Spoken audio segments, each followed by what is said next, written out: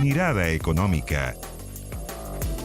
Hola, hola, ¿cómo les va? Mirada Económica en el aire. Media hora de información económica a través de la pantalla de Canal 24 Horas. En una semana que hemos tenido muchas informaciones respecto a la economía, respecto, por ejemplo, a la inflación, 0,4% durante el mes de octubre. También cifras de tasas de interés, los créditos hipotecarios que llegan a su nivel más alto en 14 años. Muchos números que grafican el momento económico que estamos viviendo. Vamos a revisar la primera gráfica, cifras que entregó durante la semana la Asociación de Bancos respecto a repactación de créditos. Bien decidor también de lo que estamos hablando, la temperatura de la economía. 419.000 créditos durante este año, entre enero y octubre, han sido repactados. ¿Qué significa esto? Y lo vemos en la segunda etapa de la gráfica. Respecto al año pasado, un alza de 83% de la cantidad de repactaciones.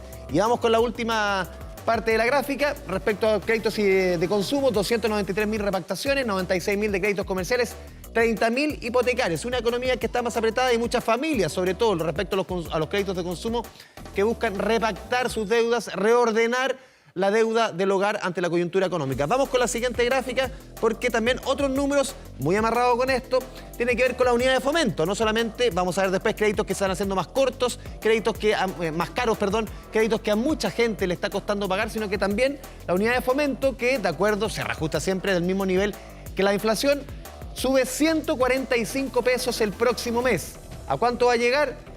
36.607, y la última etapa de la gráfica subió solamente durante el último año 1.500 pesos. Y los últimos datos que les voy a entregar también grafican, lo vamos a decir hasta la saciedad, el momento de la economía. La tasa promedio hipotecaria en nuestro país se está llegando, de acuerdo al Banco Central, a UF más 4,91%. ¿Qué quiere decir este número? Se preguntará usted. Lo vemos en la siguiente estación, yo lo mencionaba antes. Es la tasa más alta en 14 años y la última estación que les vamos a mostrar, hace 4 años, el promedio era 1,99%. ¿Lograremos en algún minuto volver a estas tasas de hace 4 años? Tenemos la tasa más alta en 14 años, la nota de José Ignacio Tenas. ¿Tú a los 22 años te proyectas con la compra de una casa propia o lo ves algo lejano? Lo veo como algo lejano, difícil. Lo veo difícil porque cada vez hay menos posibilidades para adquirir la casa. Lo veo bastante lejano, sinceramente. Yo creo que ya en verdad la mejor opción es arrendar quizás. Una generación desesperanzada, jóvenes que ven cada vez más lejana la idea de una casa propia y a quienes por estos días se les suma un factor aún más complejo. Las tasas se están acercando rápidamente al 5% anual, lo cual por supuesto es una mala noticia. 4,91% fue la cifra promedio que alcanzó la tasa de interés de los créditos hipotecarios la última semana de octubre, llegando a su valor más alto de los últimos 14 años. Otra razón más para que Daniela, una profesional de 31 años, desista de comprar una vivienda. La verdad, por mi sueldo no me da ya una idea que dejé atrás. Me crié pensando en que iba a trabajar, iba a tener mi casa propia. Y uno empieza su mundo laboral y se da cuenta que la verdad es bastante difícil y que no es como lo vivieron quizás nuestros papás. Alzan las tasas hipotecarias que los expertos asocian a los movimientos que ha tenido el Banco Central en su política monetaria. Mientras en Chile la tasa de política monetaria ha tenido una tendencia a la baja, en el extranjero, como en países como Estados Unidos, hemos visto una tendencia al alza. Esto significa que para los inversionistas llevar su capital hacia esos países resulta mucho más atractivo. Y todo esto se refleja al solicitar un crédito. Por ejemplo, según datos de Arenas y Cayo, al comprar una vivienda de 3.000 UF con un pie de 20%, una tasa de 4,91%, se requiere un ingreso superior a 2 millones de pesos y el dividendo serían más de 500.000 pesos mensuales. Y eso aleja la posibilidad de ser propietario. Y no es la realidad de las personas en general, digamos, de estar en esos rangos de ingresos. Hay varias cosas, digamos, que las personas tratan de hacer en estos casos, por ejemplo, el juntar renta. Esta última alternativa también la evaluó Daniela, sin embargo... Básicamente te obligan a hacerlo con alguien, pero no da, o sea, yo lo había visto con mi pareja y quizá era una opción, pero aún así seguía siendo un dividendo atroz. Así que, chao, arriendo. Una realidad que choca con otra, la de las inmobiliarias que actualmente se encuentran con un sobrestock de unidades. Hay que trabajar desde todos los frentes. Por una parte, la banca flexibilizando los requisitos para poder acceder al crédito hipotecario y por otra parte desde el gobierno impulsando medidas que aceleren la compra de viviendas. Panorama adverso para una generación que ve cada vez más lejos el sueño de la casa propia y de paso para una industria que enfrenta un importante enfriamiento en las ventas. Vamos a hablar sobre la coyuntura económica, lo decíamos, inflación, crecimiento, sobre varios números que hemos conocido durante el último tiempo con Tomás Izquierdo, socio de Géminis Consultores. Tomás, un amigo de la casa, ¿cómo te va? Muy bien, pues mucho gusto, Andrés. A ver, lo conocimos durante los últimos días, Tomás, esta inflación de 0,4%, claro. Un buen número de acuerdo a las expectativas, pero también uno ve el otro lado del vaso medio vacío, viendo que se marca el alza en alimentos. ¿Cómo ves tú la inflación del mes de octubre? Bueno, estuvo un poco por debajo efectivamente de lo que el mercado estaba esperando, lo que eso es una buena noticia. Si uno descompone la inflación, lo que me preocupa a mí es que ya se está sintiendo por 2 meses consecutivos el efecto del alza del tipo cambio. Ya. Cuando uno abre entre bienes importados en la canasta del IPC y servicios principalmente, son los bienes importados los que iban muy bien a la baja hasta hace 3 meses atrás y han rebotado y van un poquito al alza. Eso me preocupa y eso ha hecho que el aterrizaje a entrar al rango meta dentro del rango entre 2 y 4%, que es el rango que tiene el Banco Central, ha demorado más. De hecho, hace 3 meses atrás el mercado estaba con apuestas de que íbamos a terminar el año en 3,5%. Bueno, vamos a terminar el año finalmente sobre 4%.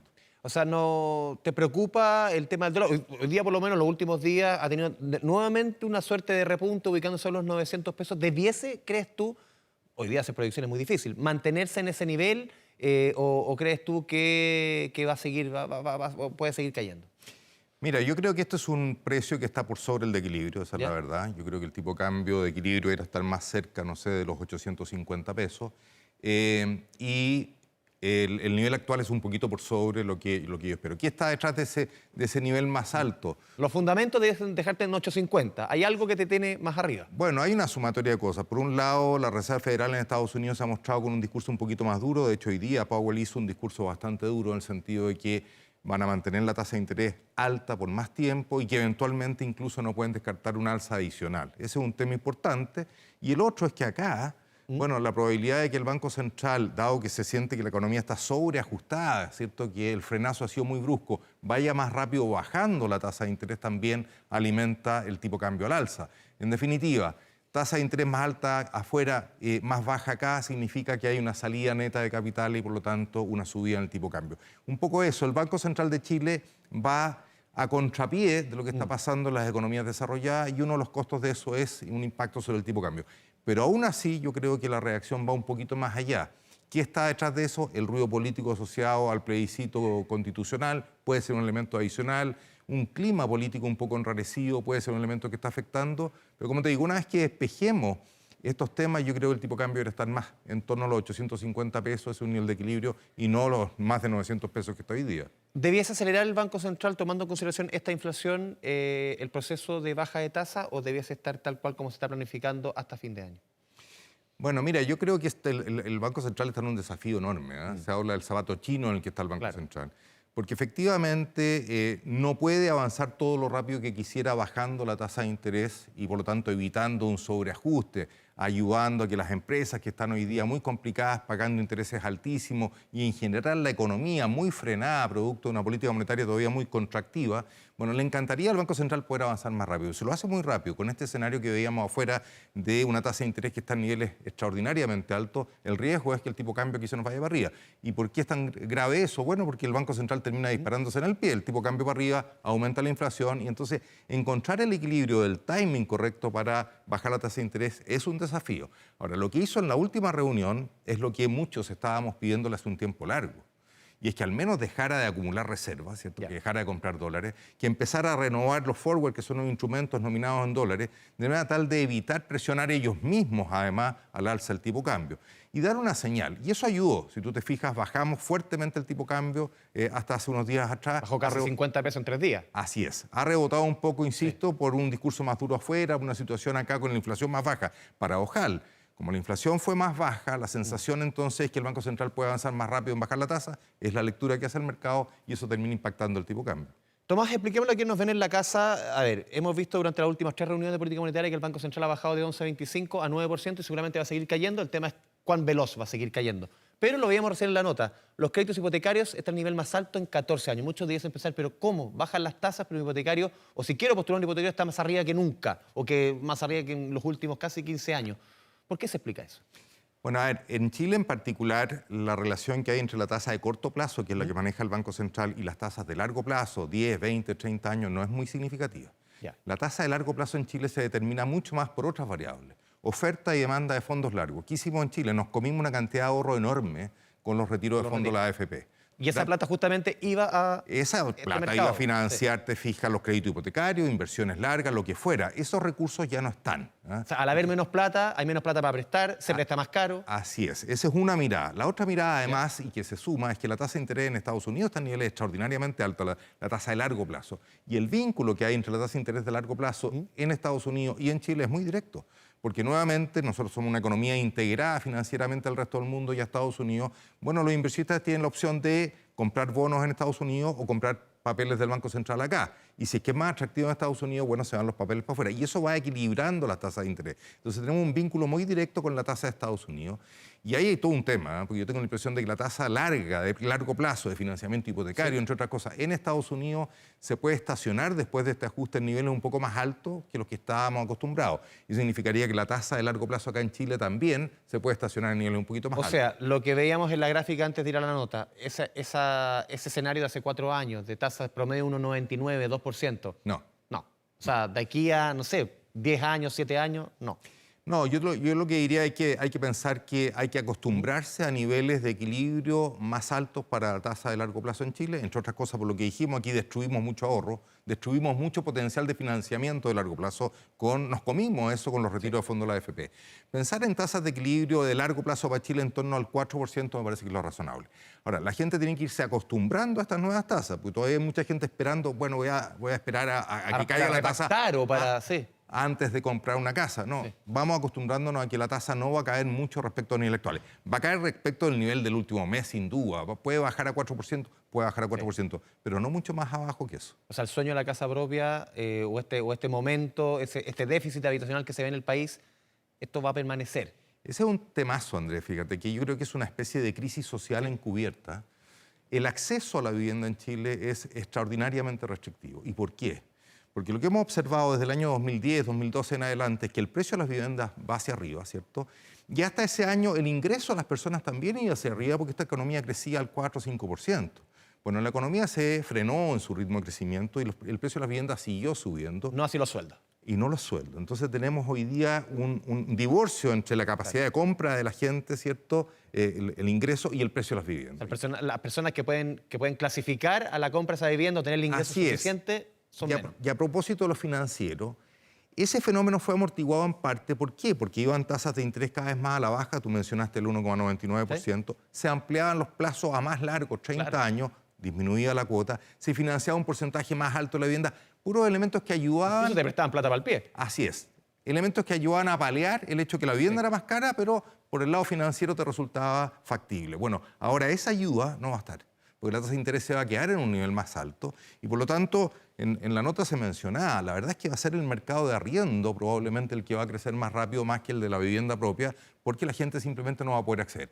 Ahora, este no es un fenómeno solo de Chile, esto es un fenómeno global en las economías desarrolladas, en las ciudades caras. Bueno, es muy poca la gente que tiene capacidad de comprar, te fijas, en zonas consolidadas de las grandes ciudades. Más bien tienen que arrendar lugares muy pequeños o irse a la periferia. Y se da el efecto que hemos visto durante el último tiempo, el tema de los arriendos, que ha tendido a estabilizarse, incluso a caer en algunos sectores por la gran cantidad de oferta que hay para arriendo. Los que hoy día pueden comprar son los que al final disponen de dinero para usar esto como un negocio. Bueno, mira, a ver, son mercados que están completamente emparejados. Finalmente, el precio del arriendo va a tener una relación, ¿cierto?, con el precio de compra de vivienda. Porque si uno se desalinea del otro, o nos vamos solo a arriendo o nos vamos a compra, ¿te fijas? Entonces están emparejados, son precios ligados. A ver, mi impresión es que hacia adelante el mercado de renta va a seguir siendo un mercado atractivo, porque la gente no va a poder comprar y va a tener que acceder al arriendo. Lo que sí a veces pasa, lamentablemente, en situaciones críticas como esta, es que surgen otras opciones, que van desde las tomas, te fijas, que son formas irregulares de hacerse una vivienda, a está el allegamiento, donde se juntan 3 familias en una misma vivienda. todo eso como que esconde un poco flujos de demanda habitacional que hoy día no se están materializando, ¿cierto? Porque las condiciones no lo permiten. Tomás, otro elemento que hemos visto durante la semana fueron las cifras de multifondos, caída de los 5 multifondos, sobre todo el fondo E. ¿Cómo estás viendo esa situación? Porque claro, siempre la recomendación se le dice a la gente, espere que esto va a levantar, pero llevamos 3 años con los multifondos con números muy malos. Tú el multifondo que ves tiene números negativos en los últimos años. ¿Cómo lo ves tú? Bueno, es un tema. Yo diría que es interesante hablar sobre la posibilidad de ampliar el abanico de alternativas de inversión que tienen las AFP. Hoy día es bien restrictivo. No es tan restrictivo. Menos que antes, pero sigue teniendo Pero sigue restricciones. siendo bastante restrictivo. Hay una especie de efecto manada, además de que las AFP se siguen. ¿Por qué? Porque se comparan entre ellas mismas. ¿Te fijas? Entonces, si a todas nos va mal, bueno, el efecto no es ¿Falta tan competencia dramático. ahí? Ahora, ¿ah? ¿Falta competencia ahí quizás? Yo diría que abrir alternativas a otros administradores y ampliar las opciones de inversión ayudaría a dar más dinamismo. Ahora, si uno toma periodos muy largos de tiempo, la verdad es que el sistema de AFP ha tenido una muy buena rentabilidad. Si lo miras desde que entró los multifondos hace 20 y años... hay que evaluar así este tipo de inversiones, porque hemos tenido a lo largo de los últimos años una volatilidad extraordinaria en los mercados. Entonces piensa tú, si las AFP estaban con grandes cantidades de dólares como inversión en distintos instrumentos, pero en dólares hace 3 semanas atrás, y el tipo de cambio cae 30, 40 pesos, ¿eso significa una pérdida? Una pérdida inmediata. ¿Significa que una pérdida permanente? No, no es una pérdida permanente, ¿te fijas? Entonces hay que evaluar la rentabilidad de la AFP en el largo plazo. En ese plazo ha sido buena la rentabilidad, y con tanta volatilidad como que estamos viendo en los mercados, en las tasas de interés afuera, en los tipos de cambio, etcétera, es evidente que la AFP ¿Esto debiese están permanecer? expuestas. Esta inestabilidad, no hay nada que te haga... Sobre todo el escenario externo, que fue lo que marcó hace un tiempo el Banco Central. Lo que está pasando afuera es lo que más preocupa. Sí, yo te diría que esta inestabilidad se va a mantener principalmente porque la situación afuera sigue siendo muy compleja. O sea, no solamente está el tema de la inflación en Estados Unidos, que ha sido como pegajosa, perseverante, y que ha tenido que, ha forzado a llevar la tasa de interés en niveles muy altos por más tiempo, sino que tenemos una situación de riesgo geopolítico enorme. La situación en Oriente Medio puede escalar. Tenemos una economía china que se ha ralentizado en forma importante en su crecimiento, con problemas muy serios en un sector clave, que es el sector inmobiliario en China. O sea, si uno observa objetivamente, y así lo muestran los informes del Fondo Monetario, del Banco Mundial, o nuestro informe de estabilidad financiera que acaba de sacar el Banco Central, se muestra que hay riesgos importantes y una volatilidad en los mercados hacia adelante por un rato, yo te diría 1 año por lo menos, de alta volatilidad. Tomás, vamos a la pausa, que es Mirada Económica, y al regreso te quiero preguntar del tema constitucional, el proyecto que conocimos, que se le entregó al presidente durante esta semana. Vamos y volvemos.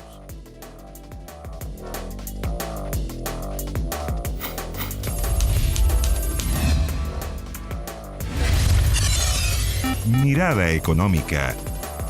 Volvemos a Mirada Económica, estamos conversando con Tomás Izquierdo, socio de Géminis Consultorios. Antes de entrar al tema constitucional, Tomás, te quiero preguntar por... Hace un par de semanas fue tema esta rebaja en la calificación de nuestro país hecha por Standard & Poor's, pero más allá del rebaja, el número, la cantidad de letras, al menos el más, con esta declaración que hace Standard & Poor's de decir la incapacidad de nuestro sistema de llegar a acuerdos, que eso es lo que a uno le preocupa. ¿Cómo lo ves tú? Tanto en términos de salud, pensiones, pacto fiscal, todo el tema que pongas, no solamente en materia económica, está la incapacidad de nuestro sistema político de llegar a acuerdos. Y eso el mercado lo lee. Sin duda, y es asertivo en eso, la verdad, Standard & Poor's, porque si uno mira los últimos 10 años en la economía chilena o en Chile, la capacidad de la política de lograr avanzar en materia de políticas públicas en temas clave ha sido nula. O sea, ha habido comisiones y hay una convergencia técnica relevante respecto de qué hay que hacer en materia de una reforma al sistema de pensiones. Se sabe el gran grueso, incluso hay un consenso en el grueso de lo que hay que hacer, ¿no? Bueno, no se ha logrado sacar adelante. El tema de la crisis y la ISAPRE hoy día es un tema mayúsculo, que pone en riesgo, te fijas, al sistema de salud y contagia... No solamente al privado, no solamente al sistema asegurador. Completo, y a la industria completa de la salud y a las clínicas detrás y todo lo que eso significa. Y desde esa perspectiva, a mi juicio, esto no se ha manejado ni con la cautela suficiente, el cuidado suficiente, el realismo suficiente, ni el timing adecuado. Esto ya se debió haber resuelto, se debió haber despejado. Entonces, a propósito del informe, obviamente es asertivo porque tenemos un problema. Cuando la política no funciona, la economía tampoco Y funciona. esa capacidad de llegar a acuerdos fue lo que marcó, por ejemplo, esos años entre los 90 la primera década de los 2000, esa capacidad de llegar a acuerdos. Más allá, porque muchos dicen, no son los tipos de acuerdos que el mercado diga son los acuerdos que yo quiero. No, es tener un piso. Al final es tener una certidumbre de que esta es la cancha que vamos a jugar, ¿no? Sí, yo creo que la calidad de la política era muy superior. Veníamos además recuperando la democracia, entonces los políticos estaban como pisando huevos con mucho cuidado y había una necesidad de cuidar la democracia. Y la posibilidad de lograr consenso en ese clima yo creo que era mayor. Mi impresión además es que hay un deterioro adicional cuando se cambia el sistema, ¿cierto?, electoral, dejamos atrás el binominal, nos vamos a este proporcional y se produce esta fragmentación enorme.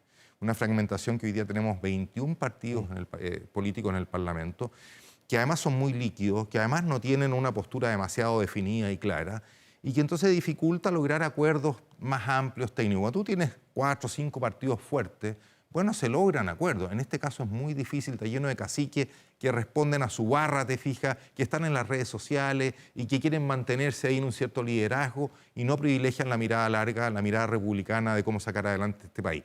Desde esa perspectiva, a propósito del tema del proyecto constitucional, bueno, al menos se hace cargo de parte de eso, ¿no? Porque hay un requisito, hay una transición, pero hay un requisito de que los partidos políticos que quieran tener representación parlamentaria tienen que tener un 5% de votación. Eso ya pone una barrera fuerte, te fijas, y genera incentivo para que los partidos se fusionen en proyectos compartidos.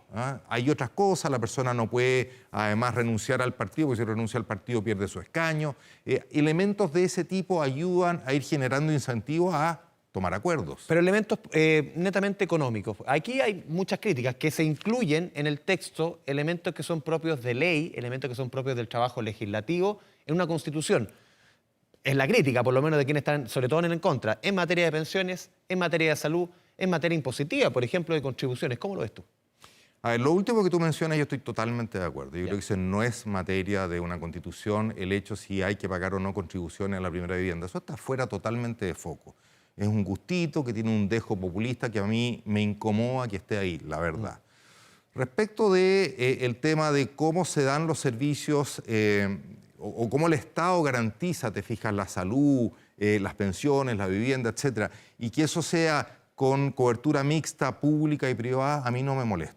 Ya la gente de la Convención de Venecia dijo claramente de que no era incompatible. No es un cerrojo para ti en esos dos temas como lo han criticado la gente. No es incompatible tener un Estado social de derecho, te fijas, y cubrir bien los derechos sociales en forma mixta. O sea, aquí lo que preocupa es que la gente tenga resueltos sus problemas de salud, de pensiones o lo que fuera, y no quien le ofrece, te fijas, la solución. Entonces, ahí yo no tengo un gran problema, esa es la verdad. Yo sé que al mundo más de izquierda que quieren las soluciones a partir del Estado, esto les duele mucho, y es un impedimento en muchas personas para poder aprobar este proyecto. Pero yo ahí no veo una gran traba, sí lo veo en el otro tema, te fijas que son gustitos que no correspondían, que estuvieran ahí en la Constitución. ¿Para ti es relevante para la economía que el tema constitucional, pensando en el 18 de diciembre, el día después, que este tema siga abierto? ¿Es relevante para la economía? En el sentido, ¿tiene un efecto, por ejemplo, que gane el en contra o el a favor? ¿Cambia el escenario? Mira, Andrés, lamentablemente yo creo que la opción óptima era aprobar un proyecto con una mayoría muy amplia. Como el de los expertos, por ejemplo. Ese era un check más definitivo. Sí. Era decir, ¿sabes qué más? Despejamos este tema. Mi impresión es que ya sea que gane el apruebo o el rechazo, esto va a ser por casi un empate. Y eso el tema va a seguir abierto, ¿crees tú, para ambas opciones? Más o menos puede seguir abierto. Va a quedar latente. Abierto en términos de que al mes siguiente estemos nuevamente empujándolo, no. ¿Y por qué? Porque la población se cansó, no hay ningún espacio para poder empezar a discutir de nuevo el tema constituyente. Yo te diría en un horizonte de 2, 3, 4 años, esto no debiera ser tema. Pero queda latente en la sensación que nos farreamos una oportunidad de haber hecho un proyecto que realmente congregara a un porcentaje alto de la población. ¿Y eso le pega a la economía? ¿Eso le pega a la economía? Eso le pega, o sea, si uno dice de más a menos, y esto es una opinión súper personal, ideal haber tenido un proyecto aprobado por una amplia mayoría. Eso parece que ya no está. Más allá del contenido, o sea, el contenido obviamente que siempre es importante, por supuesto, pero siempre que... Es que si hubiera sido un contenido, una constitución más corta, te fijas, más breve, más minimalista, que se hiciera cargo de menos gustitos de un sector político, bueno, probablemente, te fijas, hubiera tenido un apoyo bastante amplio. Segunda opción, yo diría, bueno, aprobemos este proyecto porque la verdad es que en varios aspectos mejora respecto a la Constitución que tenemos. Hay un par de cosas en las cuales se generan retrocesos, lo que acabamos de decir, te fijas, meter materias de ley dentro de la Constitución, pero en el neto, mi impresión es que el proyecto, desde el punto de vista de los intereses del país, en una mirada larga y el crecimiento económico, hace algunos aportes. Y el tercer caso es que nos quedemos con la Constitución actual. ¿Ah? Ese es mi ranking. Ya. Y evidentemente el mercado está detrás de eso. El primero ya no se dio. El segundo es el second best hoy día. Y el tercero, bueno, tiene una oportunidad, te fijas, una probabilidad bastante alta también. Ahora, dicho esto, la diferencia respecto de la elección pasada al proyecto anterior es relevante. Porque la verdad es que de aprobarse el proyecto anterior, sí había una amenaza concreta respecto de cómo funcionaba este país y la economía hacia adelante. Hoy día, la verdad es que al menos desde la mirada económica, se aprueba el proyecto actual o nos quedamos con la Constitución que tenemos, las diferencias No va a ser un cambio radical. no son muy significativas. No. Por último, Tomás, se nos va el tiempo, ¿cuál es la principal preocupación que ves tú hoy día para nuestra economía? ¿Qué es lo que más te hace ruido? Bueno, a mí me preocupa mucho la inversión. La verdad, ¿La famosa permisología? que es un elemento más y finalmente yo sacaba la cuenta, en promedio en los últimos años, en 10 años, la inversión en Chile ha crecido un promedio anual del 0,7%.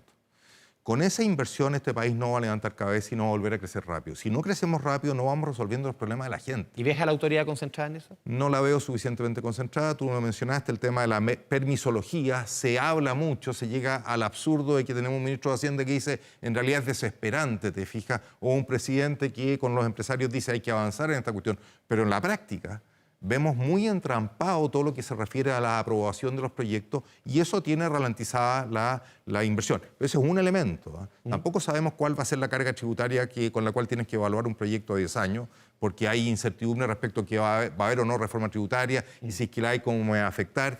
Tampoco sabes cuál va a ser el marco amplio de la Constitución, porque estamos discutiendo la Constitución. Y además, cuando la economía empieza a crecer poco, la gente pierde el entusiasmo por invertir. ¿Para qué voy a invertir si es que está haciendo una economía de bajo crecimiento? No va a rentar mucho mi inversión. Entonces, hay una sumatoria de elementos. Y esto es un círculo vicioso. No invierto, no genero empleo, no genero riqueza y disminuyo el potencial de crecimiento a largo plazo. Y si disminuye el potencial de crecimiento a largo plazo, no vale la pena invertir. Estamos en una trampa, se necesitan acuerdos políticos, miradas largas y empezar a resolver los problemas. Y eso no lo estoy viendo. Tomás Izquierdo, muchas gracias por este espacio con Canal 24 Horas. Un gusto. Y a todos ustedes, muchas gracias por la sintonía. Nos vemos en una próxima oportunidad aquí en Mirada Económica, Canal 24 Horas. Chao, chao.